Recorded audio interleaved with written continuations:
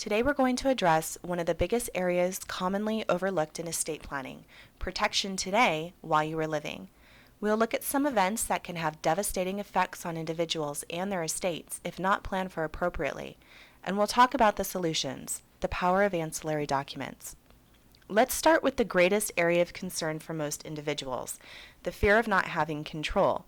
This is one of the reasons why people plan for their passing. They want to ensure their assets are distributed according to their own wishes. But what happens in the event of incapacity? Many of us don't want to think about becoming senile or the effects of a bad car accident, heart attack, or stroke, which can leave a person unable to speak or make decisions for themselves. This incapacity leads to what is known as living probate. Living probate is when a person becomes unable to manage his or her personal or financial affairs, and the court needs to appoint a conservator to make decisions on their behalf. A conservator is a court-appointed person the judge assigns because the individual can't take care of themselves. These court hearings are costly, time-consuming, public, and truly agonizing, and anyone, yes, even a stranger, can apply to handle the financial and personal affairs of an incompetent individual. So how is living probate avoided? Well, a will does not take care of living probate. You need to establish the appropriate ancillary documents: durable powers of attorney, financial and healthcare, a nomination of conservator, and a living will. Let's take a brief look at each of these documents. The durable power of attorney gives power to individual you've specified to act for you only when you become incompetent. This is the difference between a durable and ordinary power of attorney. The ordinary, or more commonly known power of attorney, gives the named individual the right to act on their behalf only when the person is competent. Under an ordinary power of attorney, when that person becomes incompetent or dies, the power given to the named individual ceases. So the durable power of attorney appoints someone to handle legal, tax, financial, and other related matters for you during your incapacity. The durable power of attorney must be created, though, while you are competent. Now, most legal documents are uniform throughout the 50 states, but not the durable power of attorney. Each state legislature seems to have adopted its own approach. As an individual moves from state to state, this document should be reviewed to make sure that it complies with that particular state's legal requirements. The durable power of attorney for healthcare, sometimes also called an advance directive or healthcare proxy, appoints someone to make healthcare decisions. This document specifically identifies whom the individual would want to make medical decisions for them if they were unable to do so themselves.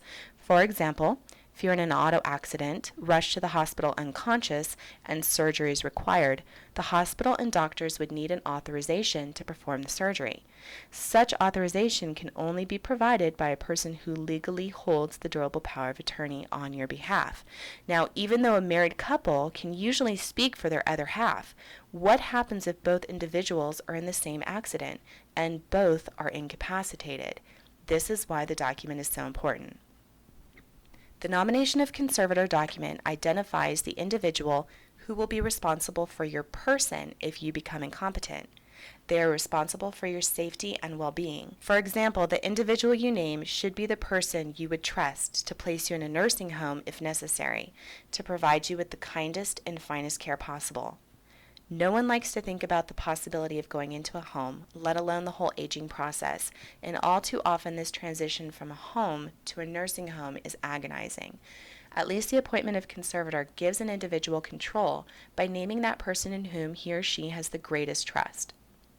The living will refers to what many people know as the right to die clause. This document gives an individual control over the important decisions regarding life support. While they are living incompetent, they can decide whether in the event of this tragedy they want their life being sustained solely by artificial means or to pass naturally. The living will is a legally accepted document confirmed by the U.S. Supreme Court in 1990 and gives each person the right to determine his or her own quality of life. This is not an order to act, but a right to act, and only the individual or their family decides when it should be used. With the average American spending more on medical care during the last few days of life than they do for care during their entire life, it's good to know this document is available to solve this difficult issue. The durable powers of attorney, financial and healthcare, and the living will should include HIPAA authorization language required by hospitals and healthcare providers. Make sure that if you already have a trust in place, you also have these documents, and those documents have the essential HIPAA language. In summary, we hear a lot about planning for our future and what will take place upon our passing, how our estate will be passed to the next generation. But it's far too common that we overlook planning for our living. We've addressed some vital situations that need to be taken into consideration today. Estate planning as a whole should cover all eventualities during your life and after.